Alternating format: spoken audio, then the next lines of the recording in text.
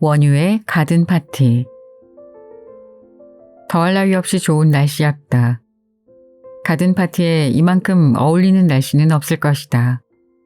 바람도 없고 따뜻하며 하늘은 구름 한 점 없이 쾌청했다. 초여름에 이따금 보이는 금빛 안개가 옅게 끼어 있을 뿐이었다.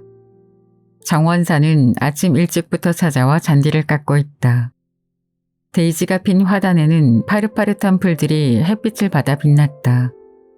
가든 파티를 가장 멋지게 장식해주는 꽃은 뭐니뭐니 해도 사람들의 시선을 단번에 독차지하는 장미꽃이다. 장미 자신도 이런 사실을 안다는 듯 하룻밤 사이에 수백 송이의 꽃을 피웠다. 초록색 덩굴은 천사의 방문을 받은 것처럼 꽃을 향해 몸을 굽힌 채 내려보았다. 아침 식사가 끝나기도 전에 인부들이 커다란 천막을 치러 왔다. 엄마, 천막을 어디에 치면 좋을까요? 얘 좀 봐. 나한테 물어야 소용없어. 올해는 너희에게 모든 걸 맡기기로 했잖니. 나를 엄마라 생각하지 말고 특별한 손님으로 대우해줬으면 좋겠다. 로라는 엄마의 말이 끝나자 언니 매그를 찾았다. 그러나 매그는 도저히 인부들에게 가서 이것저것 일을 시킬 수가 없는 상황이다. 그녀는 아침 식사 전에 머리를 감아서 머리에 녹색 터번을 두르고 있었다. 게다가 젖은 밤색 머리카락이 뺨에 찰싹 들러붙은 채 커피를 마시고 있었다.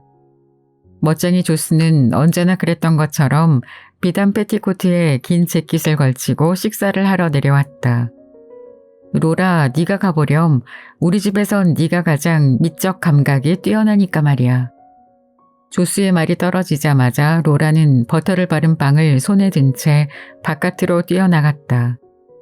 집 밖에서 무엇을 먹을 수 있는 좋은 구실이 생긴 데다가 그녀는 이것저것 판단하고 결정 내리기를 아주 좋아했다. 그런 일은 누구보다도 잘할 수 있다고 스스로 믿고 있었던 것이다. 소매를 걷어붙인 인부 4사람이 정원 통로에 모여 있었다. 그들은 둘둘만 천막을 손에 들고 어깨에는 커다란 연장통을 메고 있었다. 그 모습에는 어딘지 사람을 압도하는 분위기가 있었다. 로라는 속으로 이럴 줄 알았으면 빵을 들고 나오는 게 아니었는데 하고 생각했다. 그러나 어디다 둘 데도 없고 그렇다고 아무데나 버릴 수도 없는 노릇이었다. 그녀는 얼굴을 붉힌 채 공연히 근시인 듯한 표정을 지으며 인부들에게 다가갔다. 안녕하세요. 그녀는 엄마의 목소리를 흉내내어 인사를 했다. 그러나 자기 목소리가 너무 꾸민 것 같다는 생각이 들자 부끄러워서 말을 제대로 할 수 없었다.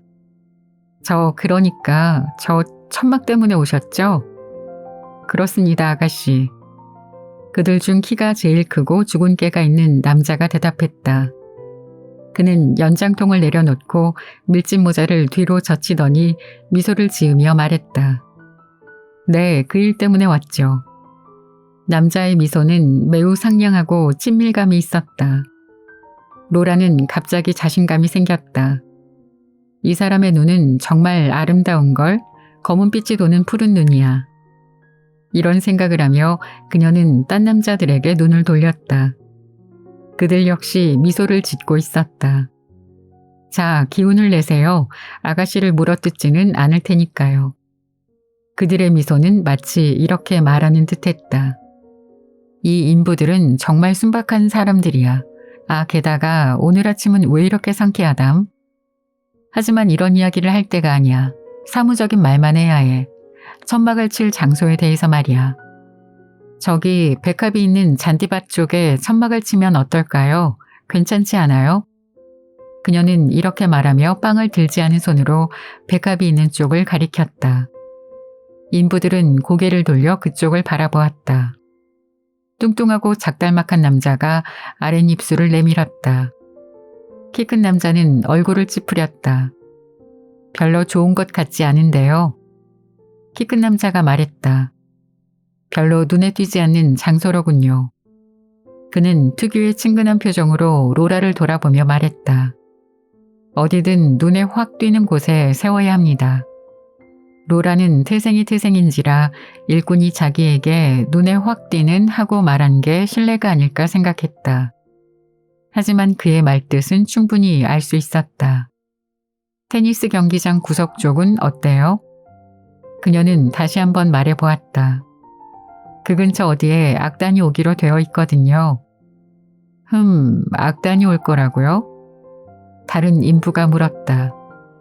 얼굴이 창백하고 눈자 위에 그늘이 앉은 남자였다. 그 눈으로 테니스 경기장을 살펴보는 모습이 어딘지 초조해 보였다. 그는 지금 무슨 생각을 하고 있을까? 하지만 규모가 아주 작은 악단이에요. 로라는 상냥하게 말했다. 악단이 아주 작다고 하면 이 사람도 그리 신경을 쓰진 않을 거라는 생각에서였다. 그때 키 큰 남자가 다시 말했다. 그렇다면 아가씨, 저기 저 나무들 앞은 어떻습니까? 저기라면 아주 적당할 것 같은데요. 그는 카라카 나무들을 가리켰다. 하지만 그렇게 하면 카라카 나무가 가려서 보이지 않게 된다. 넓고 반짝이는 잎사귀와 노란 열매가 주렁주렁 매달린 아름다운 나무인데 카라카는 바다 한가운데 서 있는 섬처럼 고고한 느낌을 주는 나무였다. 저런 나무를 천막 때문에 보이지 않게 할 수는 없지. 하지만 인부들은 이미 천막과 연장통을 들고 그곳으로 가는 중이었다. 키 큰 남자만 그 자리에 남아 있었다. 그는 허리를 굽혀 자그마한 라벤더 가지를 꺾더니 손으로 문질렀다. 그리고 엄지와 집게손가락을 코에 갖다 대고 향기를 맡았다. 로라는 그 모습을 보면서 카라카 나무 따위는 까맣게 잊어버렸다. 라벤더 향기에 마음을 쓸 수 있는 남자에게 그만 감동해버린 것이다. 지금까지 그녀가 알고 있는 사람 가운데 몇 사람이나 이런 행동을 할 수 있을 것인가. 아, 이 남자는 정말 멋있는 사람이야. 같이 춤을 추고 일요일 밤엔 집으로 식사를 하러 오는 멍청한 남자친구들보다 이런 일꾼을 친구로 삼는 게 훨씬 나을 텐데. 그녀는 그렇게 할 수 없는 이유가 말도 안 되는 계급차별 때문이라고 생각했다. 키 큰 남자는 봉투 뒷면에 무언가 계속 그렸다. 천막을 고리로 줄 것인가 그대로 늘어뜨릴 것인가 하는 작업 계획인 것 같았다. 그녀는 이러한 그의 동작에서 계급의 차이 따위는 눈꽃만큼도 느낄 수 없었다. 그때 쿵쿵 하는 나무 망치 소리가 들려왔다. 누군가는 휘파람을 불었고 또 누군가는 커다랗게 소리를 질렀다. 어이, 어떤가 친구? 친구라니 얼마나 다정한 말인가. 로라는 자기가 지금 얼마나 행복한지 그리고 그들을 얼마나 흉어물 없이 느끼고 있는지 보여주고 싶었다. 그래서 자신이 하찮은 인습 따위는 마음껏 경멸하고 있다는 것을 키 큰 남자가 알도록 하고 싶었다. 로라는 봉투에 그려진 것을 바라보면서 빵을 한 입 덥석 베어 물었다. 그녀는 자기 자신도 노동계급의 여자가 된 것 같은 기분이 들었다. 로라 어디 있니? 전화 왔다 로라. 집안에서 그녀를 부르는 소리가 들렸다. 지금 가요. 그녀는 경쾌하게 잔디를 지나 계단을 뛰어오르고 베란다를 가로질러 현관으로 들어갔다. 현관홀에서는 아버지와 로리가 사무실에 나갈 준비를 하느라 브러쉬로 모자를 털고 있었다. 이봐 로라. 로리가 재빠르게 말했다. 점심때까지 내 코트의 주름을 좀 폈으면 좋겠는데 좀 살펴봐 줄래? 다림질을 해야 할지 어떨지 좀 봐줘. 그래, 알았어. 하고 대답한 로라는 갑자기 자기 자신을 억제할 수가 없어서 로리에게 뛰어들어 그를 살짝 끌어안았다. 난 파티가 정말 좋아. 그렇지 않아, 오빠? 로라는 숨이 차서 말했다. 그럼 좋고 말고. 로리 역시 따뜻하고 앳된 목소리로 말하면서 동생을 꽉 껴안아 주었다. 그리고 살며시 그녀를 떼어 놓으며 말했다. 자, 어서 가서 전화를 받아야지. 맞아, 전화가 왔다고 그랬지 참. 로라는 전화기로 달려갔다. 그래, 키티구나. 잘 있었어? 점심 식사 때 오지 않겠니? 뭐 그냥 이것저것 있는 대로 차릴 거야. 샌드위치 몇 조각이랑 메린게 조각들, 그리고 먹다 남은 음식이 조금 있거든. 그래, 정말 오늘 아침은 어쩜 이렇게 날씨가 좋을까? 너 흰 옷을 입고 올 거니? 응, 나도 그렇게 할 거야. 잠깐만 기다려, 끊지 말고. 지금 엄마가 부르셔. 이렇게 말하고 로라는 의자에 앉아 몸을 뒤로 젖혔다. 뭐라고요, 엄마? 잘 안 들려요. 위층에서 세리던 부인의 부드러운 목소리가 들려왔다.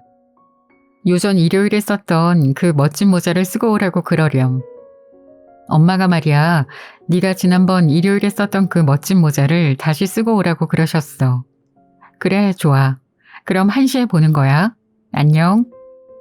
로라는 수화기를 내려놓고 심호흡을 하면서 두 팔을 위로 쭉 뻗었다가 내렸다. 그러고 나서 휴 하고 한숨을 내쉬고는 자리에서 벌떡 일어났다. 분주한 발소리와 여기저기서 들리는 사람들의 말소리로 집안은 생기가 넘쳤다. 주방으로 통하는 초록색 문이 계속 열렸다 닫혔다 했다. 이번에는 킥킥거리는 길고 이상한 웃음소리 같은 게 들려왔다. 딱딱한 바퀴가 달린 무거운 피아노를 옮기는 중이었다. 그런데 이 공기, 가만히 주의를 기울이면 오늘은 여느 때와 공기의 움직임이 다른 것 같았다. 가느다란 바람이 숨바꼭질을 하면서 창문 위에서 들어와 다른 문으로 나간다. 햇빛을 받은 두 개의 작은 그림자가 하나는 잉크병 또 하나는 은빛 사진 액자에서 반짝반짝 장난을 치고 있다.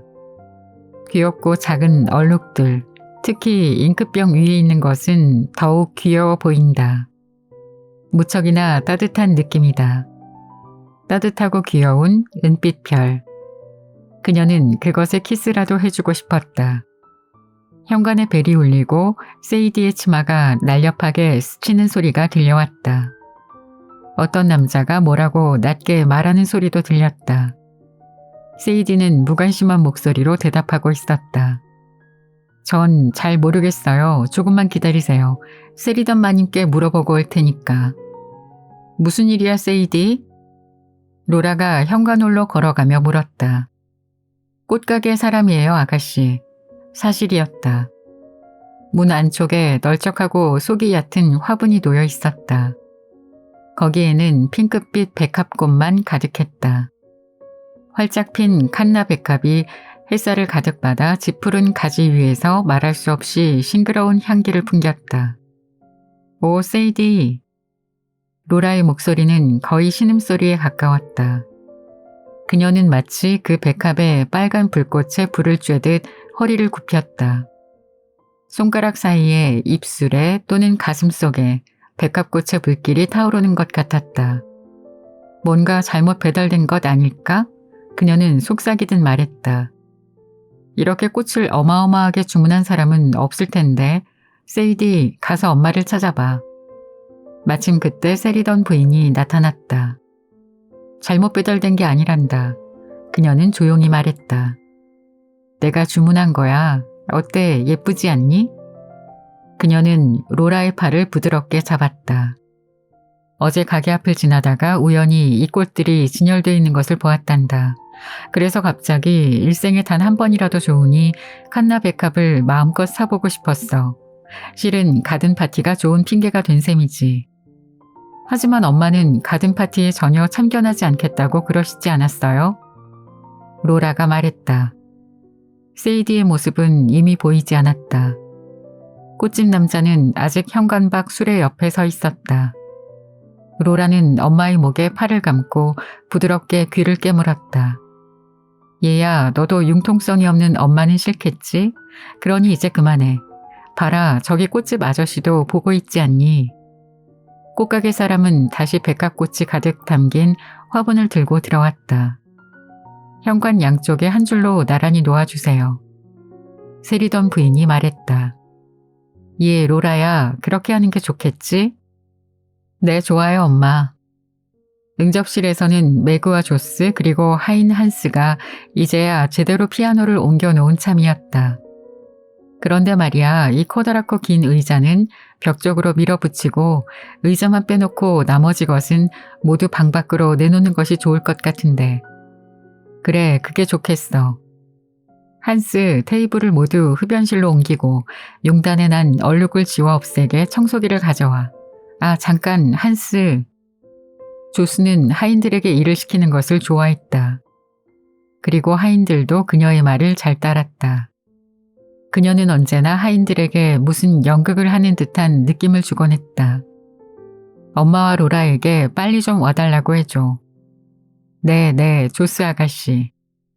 그러고 나서 조스는 매그 쪽을 돌아보았다. 피아노 소리가 어떤지 좀 들어봐야겠어. 오늘 오후에 노래를 부르라는 요청을 받을지도 모르니까 말이야. 세상살이가 괴로워를 한번 해볼까? 땅따르르 땅따당. 피아노 소리가 너무 격렬하게 울리자 조스의 안색이 변했다. 그녀는 두 손을 꼭 쥐었다. 엄마와 로라가 함께 들어왔을 때 그녀의 얼굴은 이상하게 슬픈 표정을 띠고 있었다. 이 세상살이 괴로워. 눈물과 한숨, 사랑도 덧없는 것.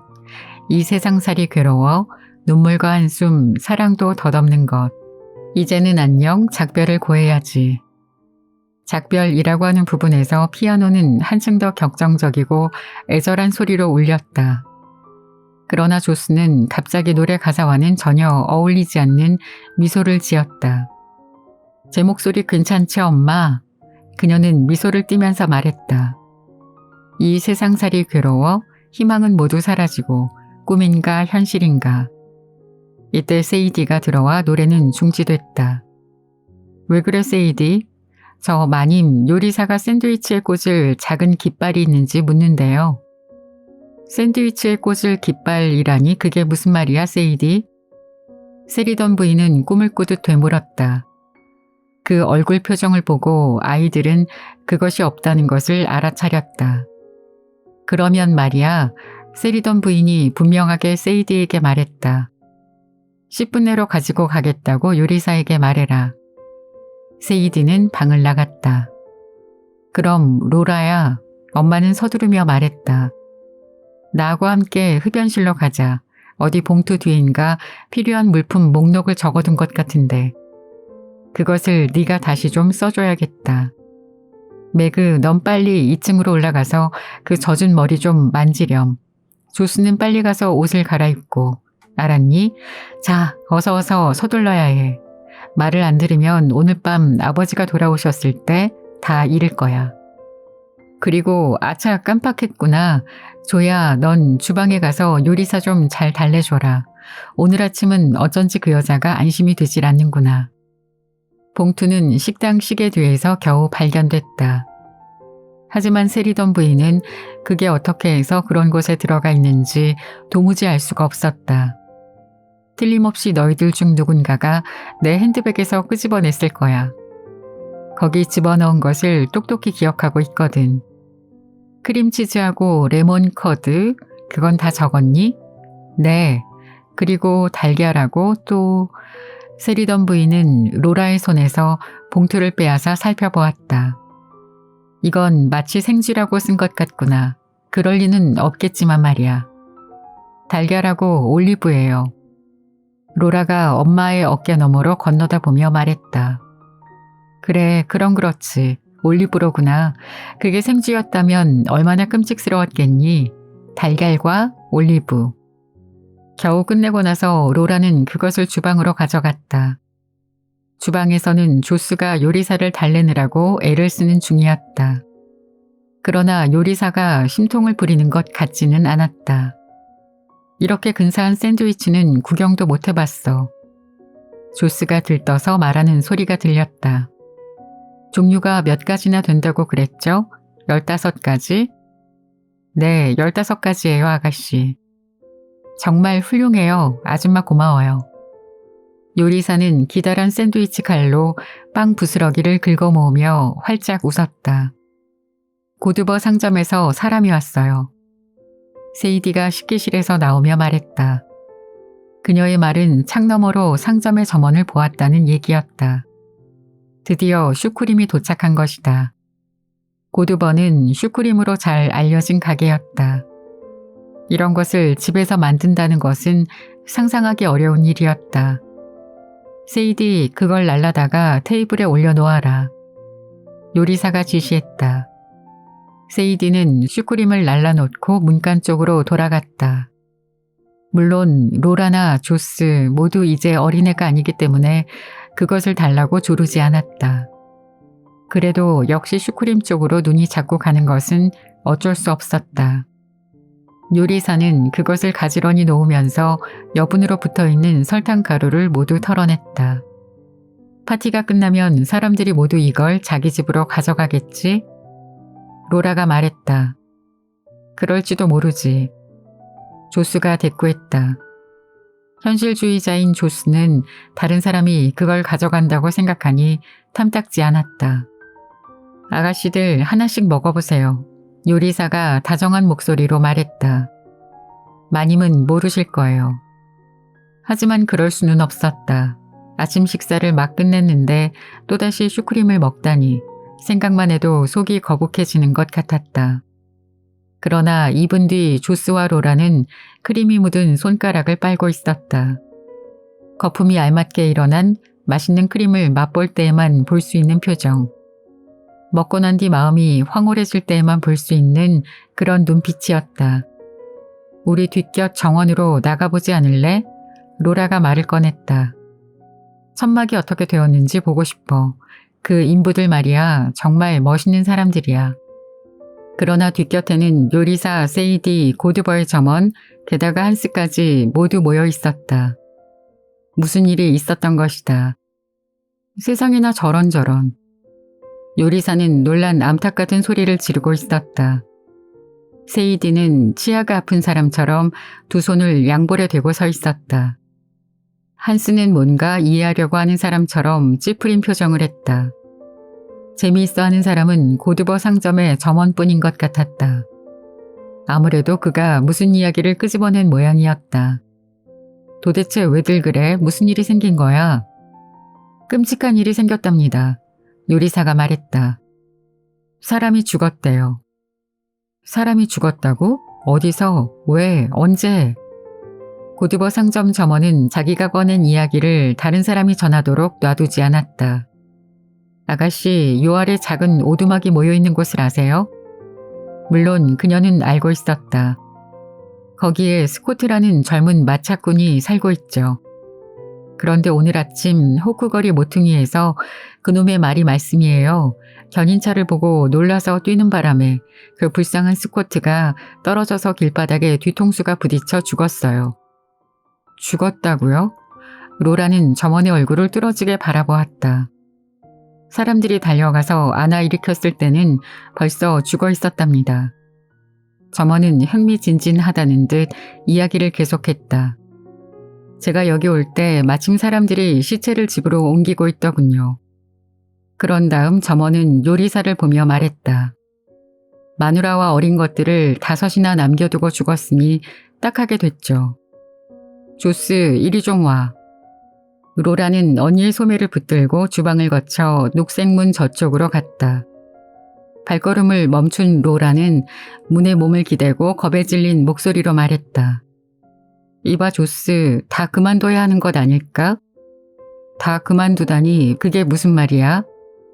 조스는 놀라서 목소리를 높였다. 그야 물론 가든 파티를 그만두자는 거지. 조스는 왜 모른 척하는 걸까? 그러나 조스는 점점 더 놀라고 있었다. 가든 파티를 그만둔다고? 이봐 로라, 어쩜 그런 바보 같은 소리를 할 수 있니? 물론 그런 짓은 할 수 없어. 다른 사람들도 모두 내 생각과 같을걸? 그런 터무니없는 소리는 하지도 마. 하지만 바로 이웃에 사는 사람이 죽었는데 어떻게 가든 파티를 할 수 있어? 사실 그것은 황당한 일이었다.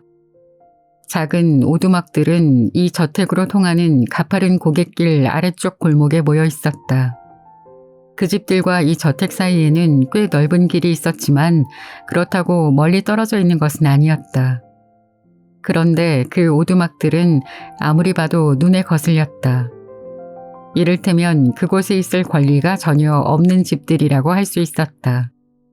갈색 비슷한 옅은 초콜릿색 페인트로 엉성하게 칠한 작고 초라한 집뿐이었다. 좁은 들에는 양배추 잎사귀와 말라빠진 닭, 빈 토마토 깡통 외에는 아무것도 없었다. 굴뚝에서 나오는 연기마저 가난에 찌들어 기운 없이 풀풀 흩날리는 것 같았다. 누더기를 연상시키는 그 갸냘픈 연기는 세리던 가문의 굴뚝에서 힘차게 솟아나는 커다란 은빛 깃털 같은 연기와는 거리가 멀었다. 그 골목에는 빨래하는 여자, 굴뚝쟁이, 구두수선공, 그리고 집 정면의 벽에 작은 새장을 가득 걸어놓고 파는 남자가 살고 있었다. 아이들은 언제나 우글거렸다. 세리던 가문의 아이들에게는 어릴 때부터 그곳이 출입금지 지역으로 정해져 있었다. 말투가 상스럽고 게다가 무슨 병을 옮겨올지 모른다는 이유 때문이었다. 그러나 조금 자라고 나서 로라와 로리는 산보를 하면서 몇 번 그곳을 지나치곤 했다. 역시 불쾌하고 더러운 곳이었다. 그들은 몸서리를 치면서 그 길을 빠져나왔다. 그러나 사람은 어디든지 가보고 될 수 있으면 많은 것을 경험해 보아야 한다. 그들은 이런 생각을 하면서 그 길을 지나가곤 했다. 조스, 생각을 좀 해봐. 그 불쌍한 여자가 우리 집에서 나오는 음악 소리를 들으면 기분이 어떻겠어? 로라가 말했다. 하지만 로라, 조스는 드디어 정색을 하고 화를 내기 시작했다. 누군가 사고를 낼 때마다 음악 연주를 하지 않는다면 평생 동안 어떻게 살겠니? 나도 그 사람들이 불쌍해. 동정하고 있다고. 하지만 조스의 눈이 험악해졌다. 그녀가 동생을 바라보는 눈초리는 어렸을 적 자주 싸우던 모습 그대로였다. 그렇게 감상적이 된다고 해서 그 주정뱅이 마차꾼이 되살아나지는 않아. 그녀는 조용히 말했다. 주정뱅이라고? 누가 그 사람이 주정뱅이라고 했어? 로라는 화를 내며 조스에게 대들었다. 그녀는 둘이 싸울 때마다 자주 하던 말을 끄집어냈다. 엄마한테 가서 일러주고 말 거야. 그래, 얼마든지 이르렴. 조스는 비둘기처럼 입을 삐쭉 내밀었다. 엄마, 방에 들어가도 돼요? 로라는 커다란 유리문에 손잡이를 돌렸다. 뭐냐, 들어오렴. 아니, 그런데 얼굴이 왜 그러니? 세리던 부인은 화장대에서 몸을 획 돌렸다. 그녀는 지금 막 새 모자를 써보고 있던 참이었다. 그런데 엄마, 지금 막 사람이 죽었대요. 로라는 말을 끄집어냈다. 설마 우리 집 정원에서 그런 건 아니겠지? 엄마가 로라의 말을 막았다. 그런 건 아니에요. 얘는 사람 좀 놀라게 하지 마라. 세리던 부인은 안도의 한숨을 내쉬면서 커다란 모자를 벗어서 무릎 위에 올려놓았다. 엄마, 내 말 좀 들어봐요. 로라는 그 끔찍하고 무시무시한 이야기를 해주었다. 그러니 가든 파티는 당연히 할 수 없잖아요. 그녀는 애원하듯 말했다. 악단이랑 사람이 많이 오잖아요. 그러니 틀림없이 언덕 아래 사는 사람들에게도 그 소리가 들릴 거예요. 바로 우리 이웃에 사는 그 사람들에게 말이에요. 하지만 로라는 엄마의 태도가 조스와 똑같아서 놀랐다. 게다가 엄마는 그 사건을 무척 재미있어하는 것 같아서 더욱 견딜 수 없었다. 엄마는 로라의 말을 조금 더 진지하게 받아들이려고 하지 않았다. 하지만 얘야, 상식적으로 생각해 보자꾸나. 우리가 그 이야기를 들은 것은 그저 우연일 뿐이야. 만일 누군가 그 동네에서 그냥 평범하게 죽었다면 파티는 그대로 열리지 않았겠니? 로라는 네 하고 대답하지 않을 수 없었다. 그러나 마음속으로는 그것도 잘못된 것이라는 생각을 지우기 어려웠다. 그녀는 소파에 앉아 쿠션의 술을 만지작거렸다. 엄마, 우리가 정말 지나친 짓을 하고 있는 건 아닐까요? 예, 이리 와봐. 세리던 부인은 모자를 들고 로라에게 다가왔다. 그러고는 로라가 미처 막을 사이도 없이 그 모자를 머리에 씌웠다. 이 모자는 널 줘야겠다. 꼭 맞춘 것처럼 잘 어울리는구나. 나한테는 너무 요란스러워서. 정말 그림처럼 예쁘기도 하지. 어디 한번 거울에 비춰보렴. 그녀는 손거울을 들고 로라 앞에 대주었다. 하지만 엄마, 로라는 다시 말을 꺼내기 시작했다. 거울에 비친 자신의 모습 따위는 보기도 싫었다. 그녀는 고개를 옆으로 돌려 거울을 외면했다. 이번에는 세리던 부인도 화를 내며 어처구니 없다는 표정을 지었다. 넌 정말 바보 같은 소리만 하는구나, 로라. 그녀는 쌀쌀하게 말했다. 저런 사람들은 우리가 무엇을 해주어도 고맙다는 생각을 하지 않는 사람들이야.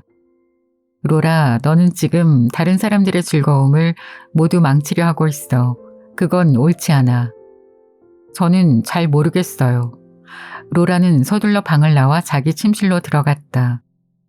거기서 정말 우연히 그녀의 눈길을 붙든 것은 거울에 비친 아름다운 아가씨의 모습이었다.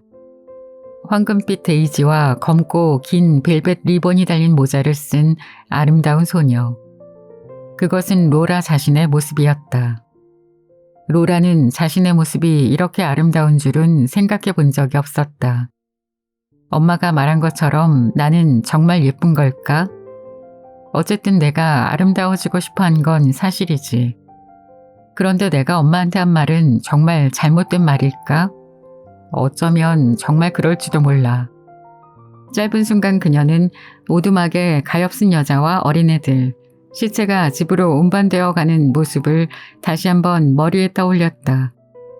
그러나 이제는 그것이 훨씬 희미해졌다. 가까운 곳의 일이 아닌 신문에 난 사건처럼 현실감이 약해졌다. 그래, 가든 파티가 끝나고 나서 다시 한번 생각해보자. 그녀는 마음속으로 작정했다. 어쨌든 그렇게 하는 것이 제일 나을 것 같았다. 점심 식사는 1시 반에 다 끝나고 2시 반에는 요란스러운 파티를 할 준비가 다 되었다.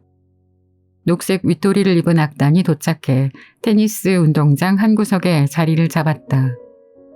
로리가 집에 돌아와 옷을 갈아입으러 가면서 사람들에게 들뜬 목소리로 인사를 했다. 로라는 아까 그 사건을 로리에게 이야기해주고 싶었다. 만일 로리도 다른 사람과 마찬가지 생각이라면 그건 틀림없이 옳다는 얘기일 것이다. 그녀는 그의 뒤를 따라 현관홀로 들어갔다. 로리, 응? 로리는 계단을 올라가다가 로라를 발견하자 볼을 불룩하게 하고 눈을 휘둥그렇게 떠보였다. 야, 참 근사한데? 놀랐어, 로라. 정말 굉장해. 로리는 말했다. 정말 그 모자 멋지구나. 그래? 로라는 중얼거리듯 말하고 미소를 지으며 로리를 올려다보았다. 그러나 결국 오빠에게 아무 말도 못하고 말았다. 사람들이 곧 엄청나게 몰려들었다. 악단이 연주를 시작했다. 임시로 고용한 웨이터들이 집에서 천막으로 부지런히 뛰어다녔다.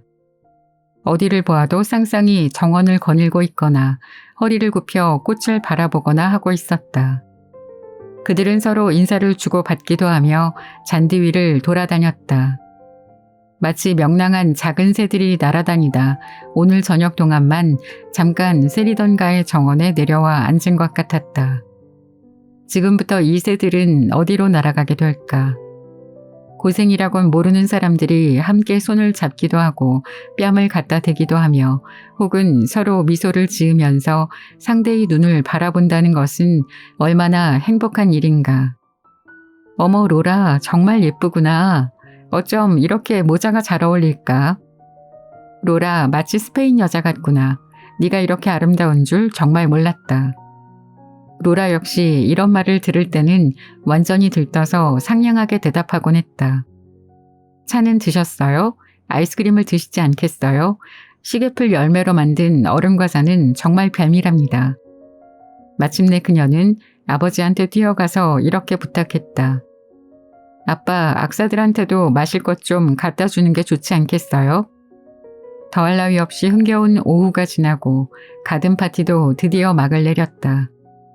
이렇게 즐거운 가든 파티는 처음이에요. 정말 훌륭한 잔치였어요.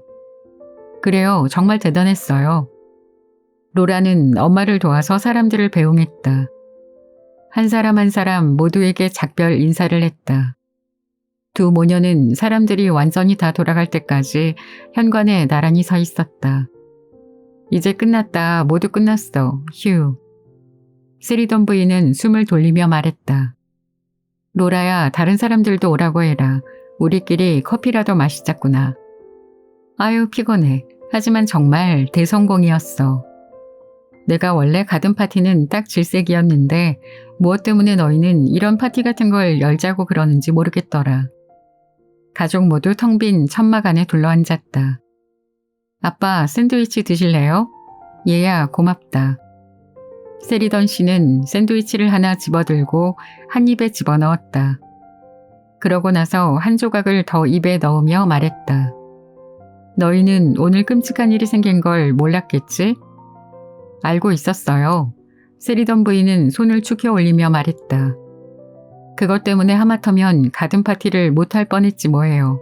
로라가 막무가내로 가든 파티를 연기해야 한다고 고집을 부려서 말이에요. 어머, 엄마는... 로라는 그 일로 더 이상 놀림감이 되고 싶지는 않았다. 하지만 정말 끔찍한 일이야. 세리던 씨가 다시 말했다. 게다가 그 남자는 혼자가 아니었어. 바로 아래 골목에 사는데 아내와 6이나 되는 아이가 있다지 뭐냐. 갑자기 어색한 침묵이 흘렀다. 세리던 부인은 안절부절 못하고 손으로 컵을 만지작거렸다.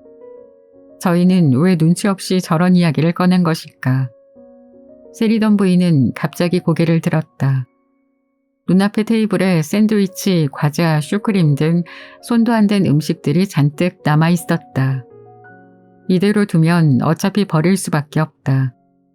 그녀는 그럴듯한 생각을 떠올렸다. 좋은 생각이 있어. 그녀는 손뼉을 쳤다. 바구니를 가져오렴. 그 불쌍한 사람들에게 이 맛있는 음식을 보내주자. 어쨌든 그 집 아이들은 무척 좋아할 거야. 그렇지 않니? 그리고 틀림없이 이웃 사람들도 몰려들어 법석일 텐데 이럴 때 음식을 가져다 준다면 아주 안성맞춤이겠지, 로라? 세리던 부인은 자리에서 벌떡 일어섰다. 계단 밑 선반에서 큰 바구니를 가지고 오렴. 하지만 엄마, 그게 정말 좋은 일이라고 생각해요? 로라가 물었다. 또 한 번 느낀 것이지만 그녀는 자기 혼자만 의견이 다른 것 같다는 생각이 들었다. 파티에서 먹고 남은 음식을 다른 사람들에게 주다니 그들이 과연 이런 것을 고마워할까? 물론이야, 오늘은 네가 좀 이상한 것 같구나. 한두 시간 전에는 그 사람들을 무척 동정하는 말을 하면서 고집을 부리더니 말이야. 좋아요. 로라는 바구니를 가지러 뛰어갔다. 바구니는 금방 가득 찼다. 세리던 부인은 음식을 산더미처럼 바구니 안에 담았다. 네가 이걸 가져다 주렴. 세리던 부인이 말했다. 지금 빨리 갔다 와. 아, 그리고 잠깐 기다려라. 이 빨간 칸나 백합꽃도 가져다 주는 게 좋겠어. 저런 계층의 사람들은 칸나 백합꽃을 보면 무척 감격할 거야. 하지만 로라의 레이스 옷이 더럽혀질 거예요. 현실주의자인 조스가 말했다. 그럴지도 모르겠구나. 그럼 로라야, 바구니만 가져가렴. 엄마는 로라를 따라 천막 밖으로 나왔다. 그런데 로라야, 절대로... 뭐라고요, 엄마? 아니, 이런 얘기는 너 같은 어린 여자애에겐 들려주지 않는 게 좋겠어. 아무것도 아니다. 빨리 다녀와야 한다. 로라가 밖으로 나가 정원의 문을 닫았을 때는 이미 땅거미가 지고 있었다. 커다란 개가 로라 앞을 그림자처럼 달려갔다. 길게 뻗은 길은 하얗게 빛나고 그 아래 오목한 곳에 작고 엉성한 집들이 어두운 그림자를 이루며 모여 있었다. 오후의 파티 다음에 찾아오는 적막한 느낌은 깊고 깊었다. 나는 지금부터 언덕을 내려가서 죽은 사람이 있는 곳으로 가는 것이다. 로라는 이렇게 생각했지만 어쩐지 그것이 사실처럼 느껴지지는 않았다. 무엇 때문일까? 그녀는 잠깐 걸음을 멈추었다. 아직도 그녀의 몸에는 사람들이 해준 키스, 떠들어대는 목소리, 스푼이 달그락거리는 소리, 웃음소리, 발에 밟힌 풀냄새 따위가 짙게 배어 있었다. 다른 것이 끼어들 여지는 전혀 없었다. 얼마나 이상한 일인가. 그녀는 검푸른 하늘을 올려다보았다. 그녀의 머릿속에는 정말 멋진 파티였다는 것 외에는 아무 생각도 떠오르지 않았다. 그녀는 큰 길을 가로질렀다. 어두침침한 샛길로 접어들자 공기가 매캐하고 더 어두운 것 같았다. 어깨에 쇼를 걸친 여인과 모자를 쓴 남자들이 바쁘게 걸어갔다. 어떤 남자들은 계단 난간에 몸을 기대고 있었고 아이들은 문 밖에서 뛰어놀고 있었다. 비좁고 누추한 움막 같은 집에서 사람들이 낮게 웅성대는 소리가 들려왔다. 몇몇 집에는 등불이 꺼질 듯 가물거리고 사람의 그림자가 창가에 어른거렸다. 로라는 고개를 숙인 채 급히 그곳을 지나갔다. 코트를 입고 왔으면 좋았을걸. 그랬으면 내 옷이 얼마나 더 멋지게 보일 것인가. 거기에 벨벳 리본이 달린 큰 모자까지 썼더라면 더욱 좋았을 거야. 이 사람들은 지금 나를 쳐다보고 있는 것일까? 그래, 틀림없이 보고 있을 것이다. 여기 온 것이 잘못이었어. 지금이라도 돌아가는 것이 좋지 않을까? 그러나 이미 때는 늦었다. 바로 그 집 앞에 당도한 것이다. 대문 밖에 사람들이 검은 그림자를 이루며 모여있는 것을 보면 그 집 이미 분명했다. 문 옆에 허리가 꼬부라진 할머니가 소나무 지팡이를 짚고 의자에 앉아 있었다. 바닥에는 신문지를 깔고 그 위에 발을 얹어 놓았다. 로라가 가까이 다가가자 사람들의 말소리가 그쳤다. 사람들은 재빨리 길을 터주었다. 마치 그녀가 오리라는 것을 알고 있었던 듯했다. 로라는 몹시 조마조마했다. 벨벳 리본을 어깨 위로 활기차게 젖히면서 그녀는 옆에 서 있는 여인에게 물었다. 이 집이 스코트시 댁인가요? 여인은 야릇한 미소를 띠며 네 그래요 아가씨 하고 말했다. 로라는 빨리 도망치고 싶었다. 문 안쪽으로 쭉 이어진 뜰을 지나 현관문을 두드리며 하느님 도와주세요 하고 속으로 말했다. 그녀는 이상스럽게 훑어보는 사람들의 눈초리에서 도망치고 싶었다. 이 여인들의 숄 아래라도 좋으니 숨어버리고 싶어. 바구니만 전해주면 곧바로 돌아가야지. 그녀는 마음속으로 굳게 다짐했다. 바구니를 열어볼 때까지 기다릴 생각도 전혀 없었다. 그때 문이 열렸다. 검은 상복을 입은 몸집이 작은 여자가 침침한 어둠 속에서 모습을 나타냈다. 로라는 스코트시 부인이세요? 하고 물었다. 그런데 당황스럽게도 그 여자는 질문에 대답도 하지 않고 말했다. 자, 아가씨, 어서 들어오세요. 그러고는 로라를 안으로 안내했다. 로라는 좁은 복도에 갇히고 말았다. 아니, 괜찮아요. 안에까지 들어갈 필요는 없어요. 이 바구니만 전해드리면 되거든요. 저희 엄마가 보내셔서. 그러나 몸집이 작은 그 여인은 이 말을 듣지 못한 모양이었다. 자, 어서 안으로 들어오세요. 그녀의 부드러운 말투 때문에 로라는 자기도 모르게 그녀의 뒤를 따라 들어갔다. 문득 정신을 차려보니 희미한 등불이 비치는 지저분하고 천장이 낮은 좁은 부엌에 들어와 있었다. 난로 앞에는 한 여인이 앉아 있었다. 엠마.